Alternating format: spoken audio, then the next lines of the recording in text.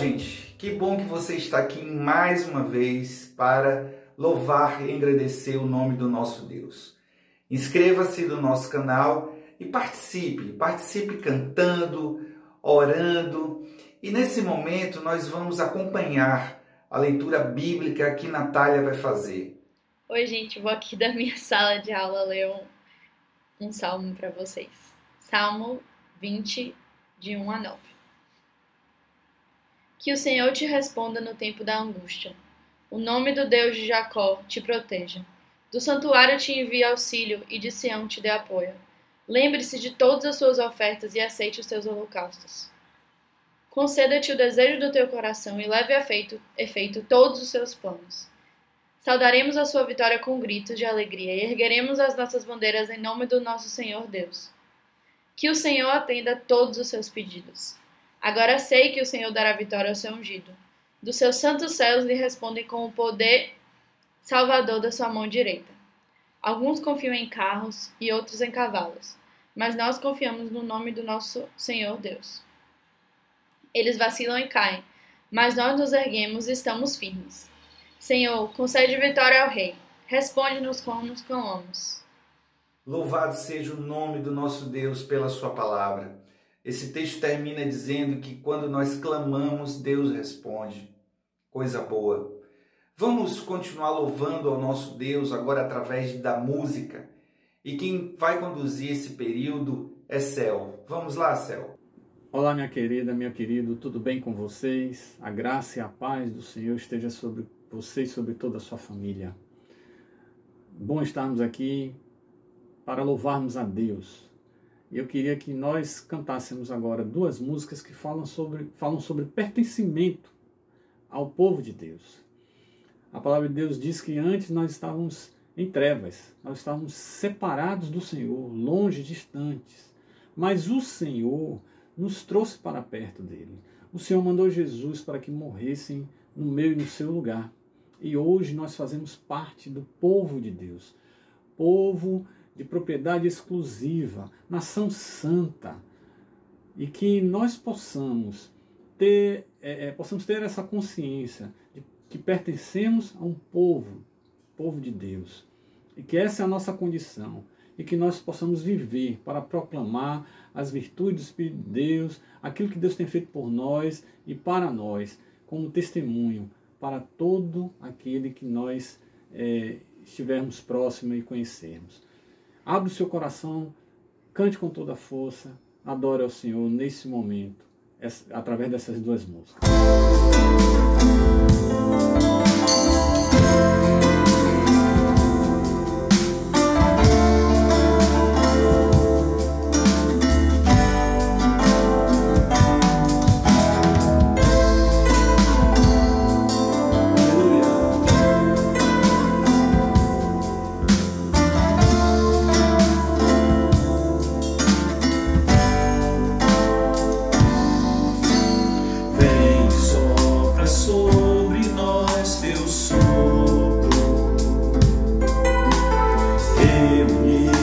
Neste ajuntamento, honra e santifica este momento com a tua igreja que é teu povo. Faz o rio de paz correr no meio destes que com fé vem bendizer-te, e a uma voz oferecer-te seus louvores, súplicas e anseios. Tu és o Senhor de toda a glória, hoje sempre com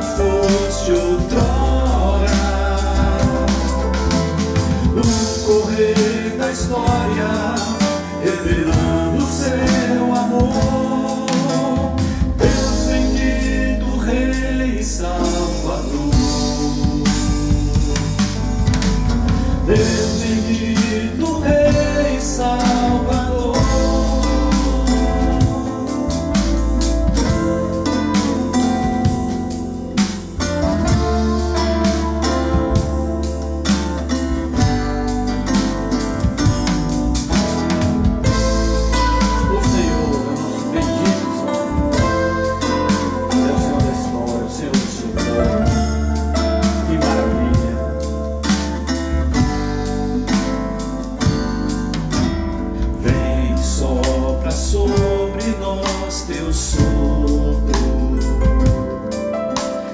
reunidos neste ajuntamento, honra e santifica este momento com a tua igreja que é teu povo. Faz teu rio de paz correr no meio destes que com fé vem bem dizer-te, e a uma voz oferecer-te seus louvores, súplicas e anseios. Tu és o Senhor de toda glória, hoje, sempre, como foste outrora, no correr da história, revelando seu amor. Deus bendito, Rei Salvador. Deus bendito, Rei Salvador. Tu és o Senhor de toda glória, hoje, sempre, como foste outrora, no correr da história, revelando seu amor. Deus bendito, Rei Salvador. Deus bendito, Rei Salvador.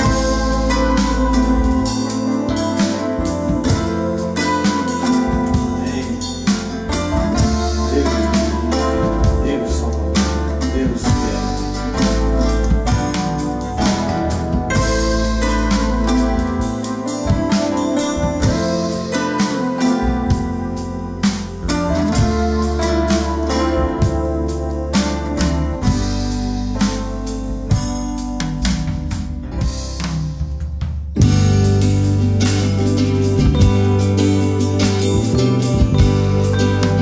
É o teu povo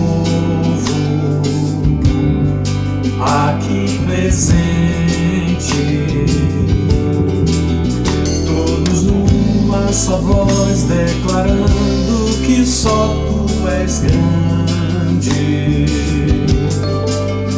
exaltamos teu doce nome, pelo amor, pela cruz, por teu Filho Jesus, pois és santo, sim, és digno de louvor e de ser adorado. És bondoso, Pai querido, dentre todas as coisas tu és verdadeiro Senhor. É teu povo aqui presente, todos numa só voz declarando que só tu és grande, exaltamos teu doce nome, pelo amor, pela cruz, por teu Filho Jesus, pois és santo, sim, és digno de louvor e de ser adorado. És bondoso, Pai querido, dentre todas as coisas tu és verdadeiro Senhor.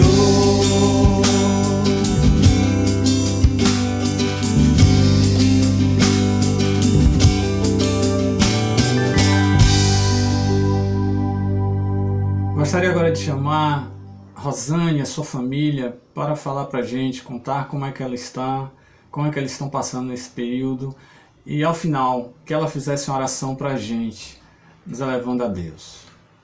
Oi, igreja, boa noite ou bom dia, não sei. Estamos aqui, estamos bem, estamos em casa. Guilherme cada vez está atuando mais, eu já fiz a minha, depois eu mostro para vocês. Maria Clara também estudando, vendo série, né? Estamos aqui tranquilos, graças a Deus. A gente tem ido um pouquinho na casa da Eliane, final de semana, né? Mas todos aqui estão bem, né? Com saudade, com vontade de logo que isso acabe. Eu vou fazer uma oração agora. Senhor Deus e Pai, muito obrigada, Senhor, por tudo que o Senhor tem feito por nós, Pai. Obrigada pela nossa saúde, obrigada pelo cuidado que o Senhor tem conosco, Deus. Abençoa a nossa igreja, abençoa nossos familiares, ó Pai. Cuida, Deus, para que possamos, ó Deus, estar cumprindo com a Tua vontade e seguindo os Teus caminhos, ó Deus. Muito obrigada por tudo que o Senhor tem feito em nossas vidas, Senhor. Só temos a agradecer. E que o Senhor nos faça, Senhor Deus, consciente, Pai, do nosso papel de ajudar o próximo, ó Deus. Muito obrigada por tudo, em nome de Jesus que eu te peço. Amém, Senhor. Amém. Como é bom saber notícias de mais uma família da nossa comunidade. Rosane, que Deus continue te abençoando ricamente. Vamos agora recordar um momento muito especial. Um momento que a banda, o louvor estava tocando e ao fundo todos se abraçando. Vamos ver esse momento?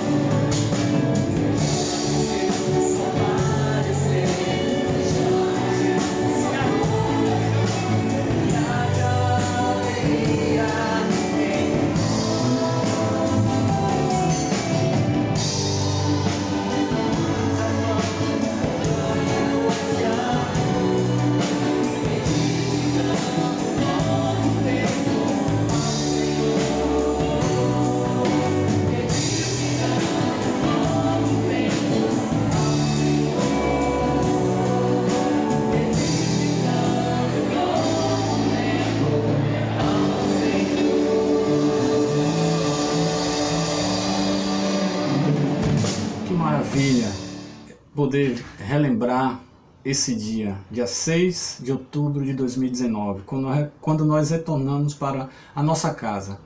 Realmente foi ali um grande momento, um momento que Deus nos abençoou, que nós sonhamos. Eu gosto muito desse vídeo e foi realmente maravilhoso poder ver que Deus, que nos conduziu durante todos esses anos, nos deu esse presente, esse privilégio. Estarmos no nosso canto, no nosso templo novo, e que Deus nos use para a honra e glória do Senhor Jesus, porque os planos que Ele tem para nós como igreja, certamente ninguém conheceu. Os planos que Deus tem para a nossa vida individualmente, certamente também ninguém conheceu. A palavra de Deus fala que olhos jamais viram, nem ouvidos ouviram aquilo que Deus tem preparado para aqueles que o amam. E certamente a profundidade, a grandeza do conhecimento de Deus ninguém, homem algum, mente alguma será capaz de entender e de conhecer. E nós vamos cantar uma música que fala sobre isso, sobre o conhecimento de Deus. Quem pode com o nosso Deus? Ninguém. E eu gostaria de convidar minha amiga, minha querida Aninha, irmã em Cristo, que cantasse com a gente, ó profundidade da riqueza e da sabedoria e do conhecimento de Deus.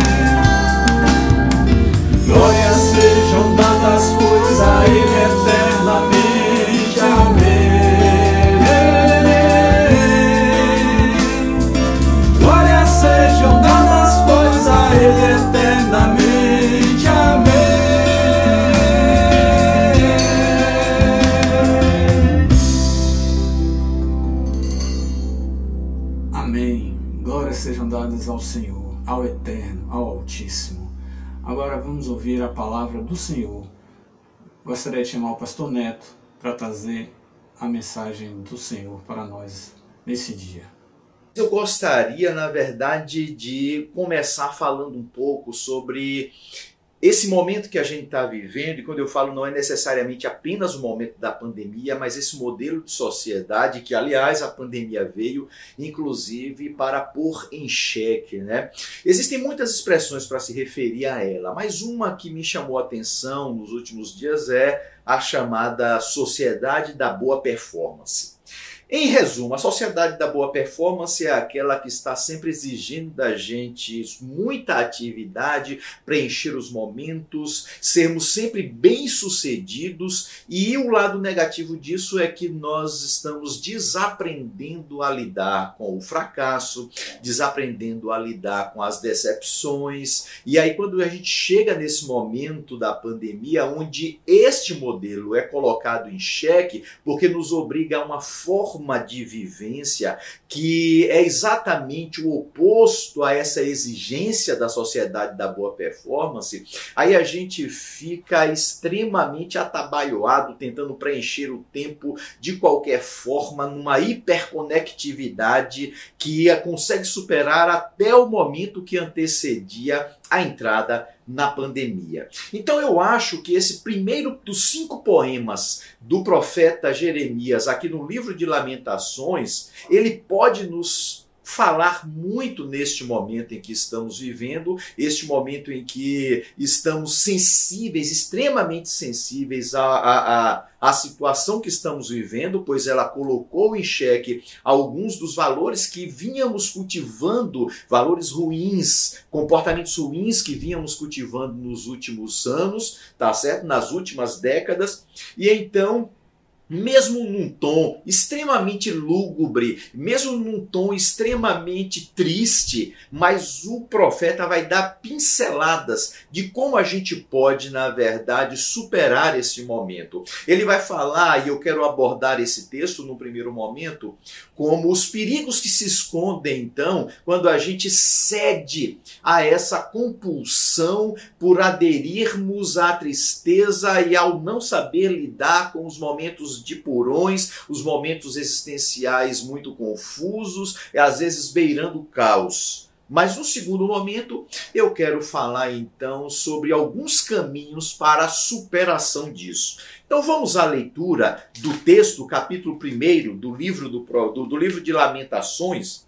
Diz assim: como está deserta a cidade antes cheia de gente? Como se parece com uma viúva que antes era grandiosa entre as nações, a que era princesa das províncias, agora tornou-se uma escrava. Chora amargamente à noite, as lágrimas rolam por seu rosto, de todos os seus amantes nenhuma consola, todos os seus amigos a traíram, tornaram-se seus inimigos. Em aflição e sob trabalhos forçados, Judá foi levado ao exílio, vive entre as nações sem encontrar repouso, todos os que a perseguiram a capturaram em meio ao seu desespero.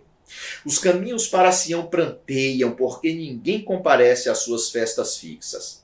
Todas as suas portas estão desertas, os seus sacerdotes gemem, suas moças se entristecem e ela se encontra em angústia profunda. Seus adversários são seus chefes, seus inimigos estão tranquilos. O Senhor lhes trouxe tristeza por causa dos seus muitos pecados, seus filhos foram levados ao exílio, prisioneiros dos adversários. Todo o seu esplendor fugiu da cidade de Sião. Seus líderes são como corças que não encontram pastagem, sem forças fugiram diante do perseguidor. Nos dias da sua aflição e do seu desnorteio, Jerusalém se lembra de todos os tesouros que lhe pertenciam nos tempos passados. Quando o seu povo caiu nas mãos do inimigo, ninguém veio ajudá-la. Seus inimigos olharam para ela e zombaram da sua queda. Jerusalém cometeu graves pecados, por isso tornou-se impura. Todos os que a honravam agora a desprezam porque viram a sua nudez. Ela mesma geme e se desvia deles. Sua impureza prende-se às suas saias, ela não esperava que chegaria ao seu fim. Sua queda foi surpreendente, ninguém veio consolá-la. Olha, Senhor, para a minha aflição, pois o inimigo triunfou. O adversário saqueia todos os seus tesouros, ela viu nações pagãs entrarem em seu santuário, sendo que tu as tinhas proibido de participar das tuas assembleias. Todo o seu povo se lamenta enquanto vai em busca de pão. E para sobreviverem trocam tesouro por comida. Olha, Senhor, e considera, pois tenho sido desprezada. Vocês não se comovem, todos vocês, porque passam por aqui? Olhem ao redor e vejam se há sofrimento maior do que o que me foi imposto e que o Senhor trouxe sobre mim no dia em que acendeu a sua ira. Do alto ele fez cair fogo sobre os meus ossos, arrumou uma rede para os meus pés e me derrubou de costas, deixou-me desolada e desfalecida o dia todo. Os meus pecados foram amarrados num jugo, suas mãos os ataram todos juntos e os colocaram em meu pescoço. O Senhor abateu a minha força, ele me entregou àqueles que não consigo vencer. O Senhor dispersou todos os guerreiros que me apoiavam, convocou um exército contra mim para destruir os meus jovens. O Senhor pisou no seu lagar, a virgem, a cidade de Judá. É por isso que eu choro, as lágrimas inundam os meus olhos, ninguém está por perto para consolar-me, não há ninguém que restaure o meu espírito. Meus filhos estão desamparados porque o inimigo prevaleceu.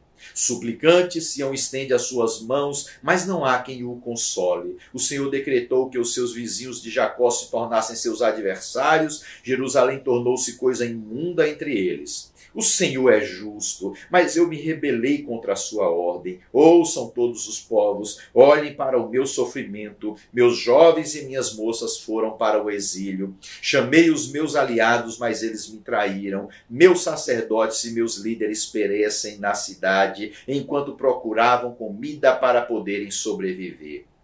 Veja, Senhor, como estou angustiada, estou atormentada no íntimo e no meu coração me perturbo, pois tenho sido muito rebelde. Lá fora a espada a todos consome, dentro impera a morte. Os meus lamentos têm sido ouvidos, mas não há ninguém que me console. Todos os meus inimigos sabem da minha agonia, eles se alegram com o que fizestes. Quem dera trouxesse o dia que anunciaste para eles o que fizeste como eu, e que ficassem como eu, perdão.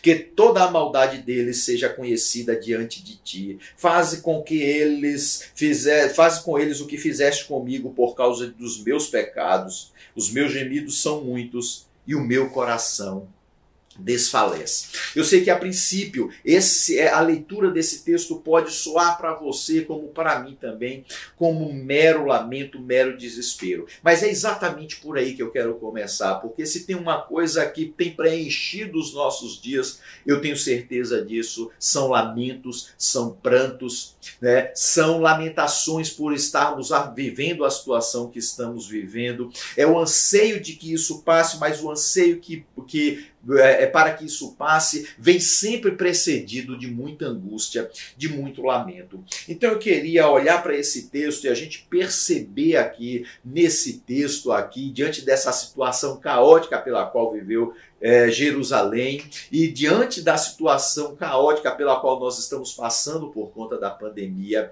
que nós estamos correndo alguns riscos. Nós estamos sujeitos a alguns perigos que podem ser até piores do que o momento que a gente está vivendo.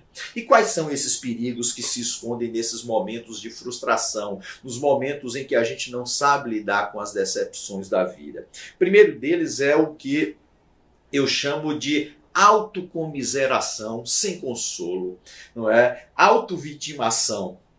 Então, Jerusalém, primeiro, os habitantes de Jerusalém começaram a incorrer nesse risco de dizer, olha, coitadinhos de nós somos vítimas dos nossos inimigos. Preste atenção nisso. Todo esse sentimento de autovitimação não tem absolutamente nenhuma utilidade para nós nesse momento, como não teve para os habitantes de Jerusalém naquele momento.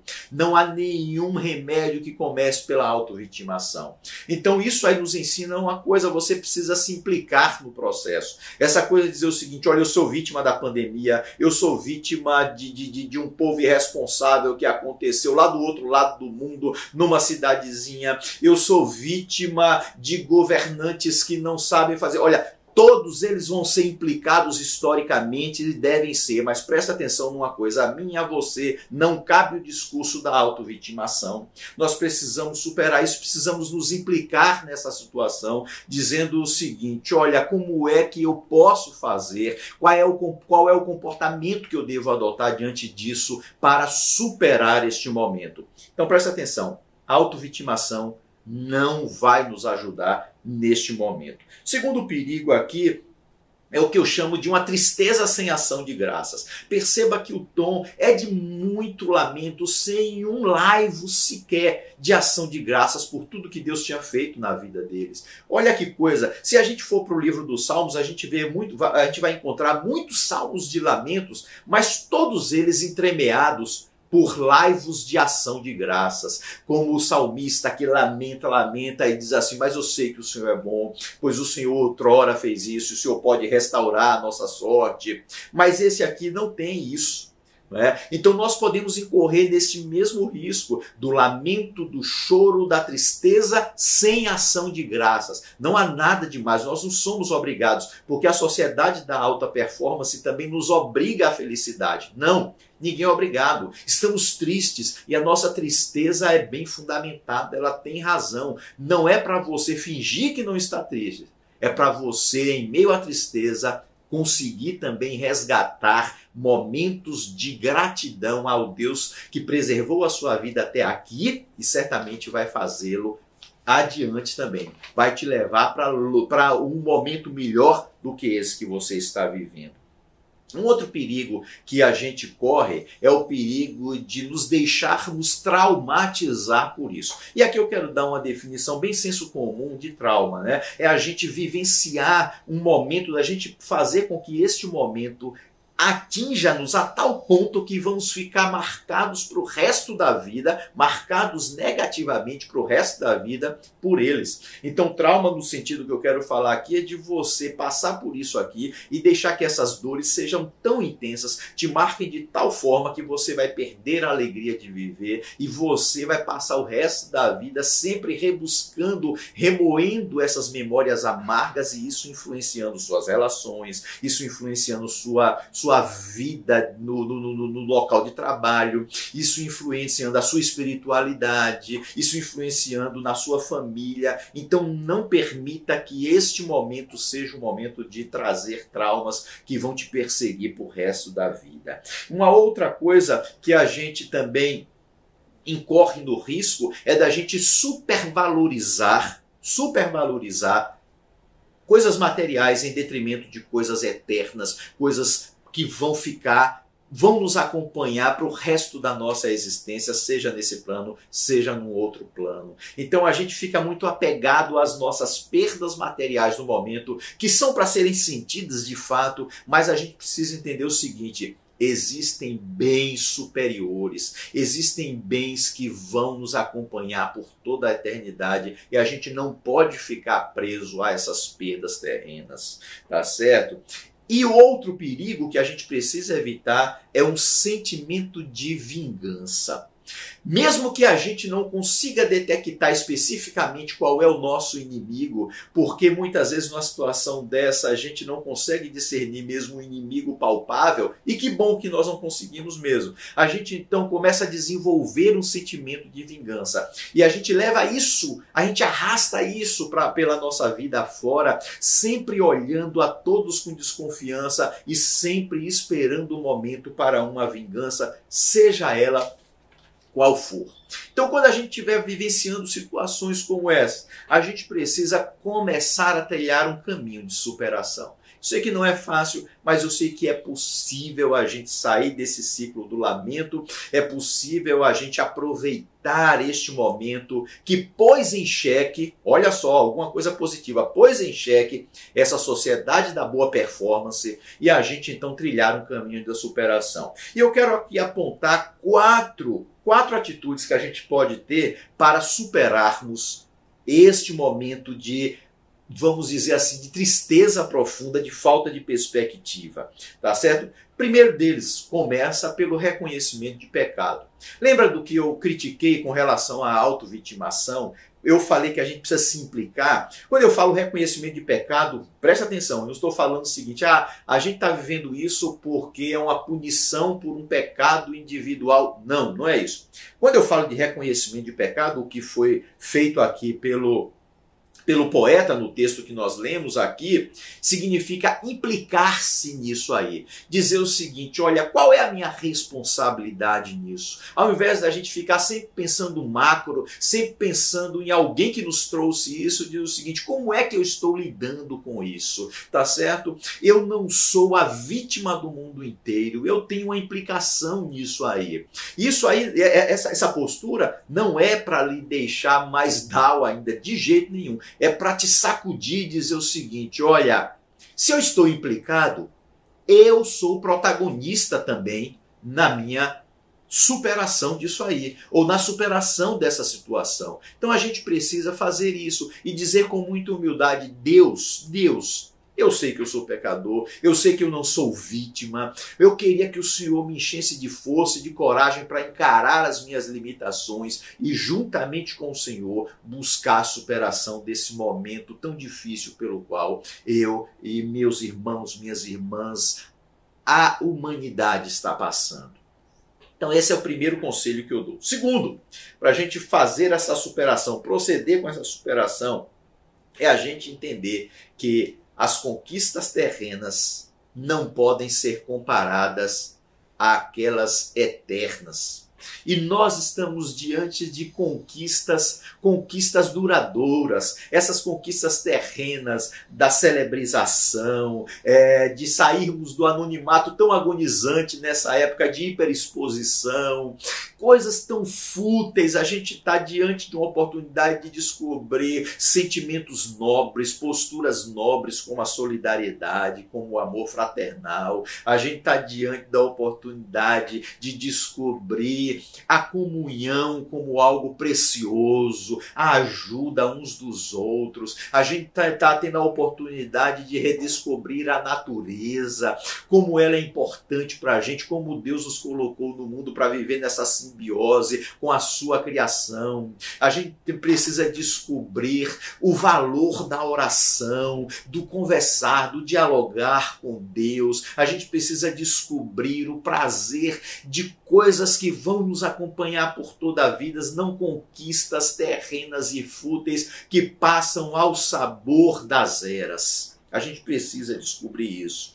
Em terceiro lugar, o caminho da superação, ele vem quando nós, a despeito das evidências primeiras, não descuidamos de acreditar na justiça de Deus. Um Deus justo, um Deus que não vai isentar o pecador, um Deus que não isenta de responsabilidade pessoas que deveriam exercer o seu papel e não fazem. Então nós não podemos desacreditar da justiça de Deus. Deus é justo e apesar do aparente desespero que estamos vivendo, e não é só aparente, é de fato mesmo, o desespero que estamos vivendo e da aparente ausência de justiça em todos os níveis. Presta atenção numa coisa, Deus é justo. A gente precisa acreditar nisso. Não perca isso de vista. Deus é justo. Ele sempre foi, ele sempre será. E quando a gente acredita na justiça de Deus, aí decorre a quarta postura que a gente precisa ter para trilhar o caminho da superação, que é acreditar na intervenção de Deus na história. O Deus Emanuel, o Deus que intervém, o Deus que não assiste como espectador impotente. A gente precisa acreditar nisso.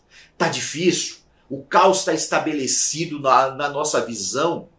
A situação parece demandar atos de desespero. Pois bem, vá na contramão disso e acredite num Deus interventor. Acredite num Deus que vai estender a sua mão e no tempo propício, acredite, no melhor tempo, o melhor tempo, que é o tempo da vontade de Deus, ele porá fim a todas essas coisas. Mas no momento a intervenção de Deus vem sobre nós para confrontar esse modelo de sociedade tão mesquinho e tão danoso que a gente estava construindo. Essa sociedade pautada na obrigação da felicidade, essa sociedade pautada na hiperatividade, essa sociedade pautada na covardia em não encarar as nossas próprias fraquezas, castrações e limitações. Então não esqueça disso, vamos acreditar na intervenção de um Deus todo-poderoso, porque este lamento tem dia, hora, tem data marcada para se transformar em sorriso em nossas faces. Eu quero te convidar para a gente orar nesse instante. Deus, em nome de Jesus, quero pedir ao Senhor que encha o nosso coração de esperança.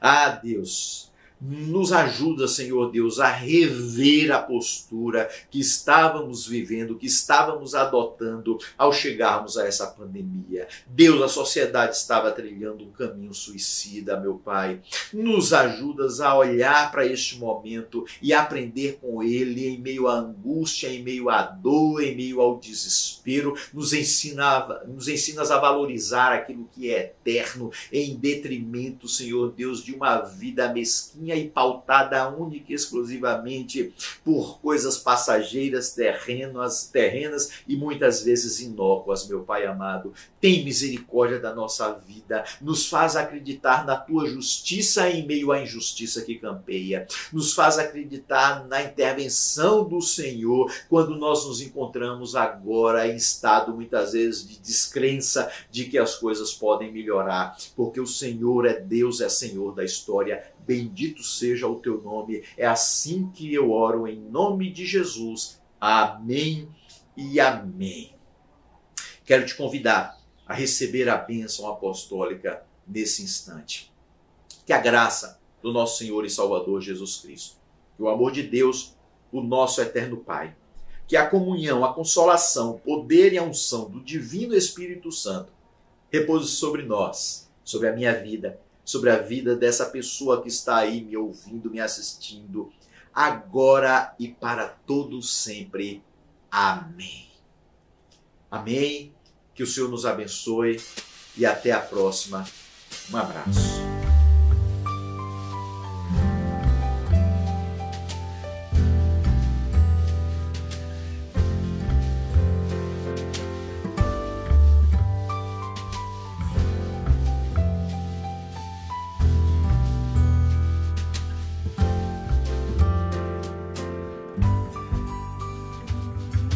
Eis que venho em breve.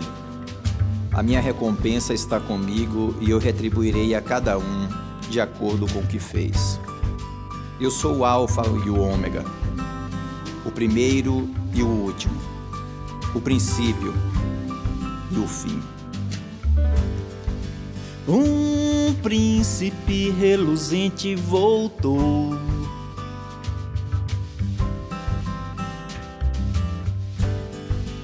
Com os olhos cheios de ternura e amor.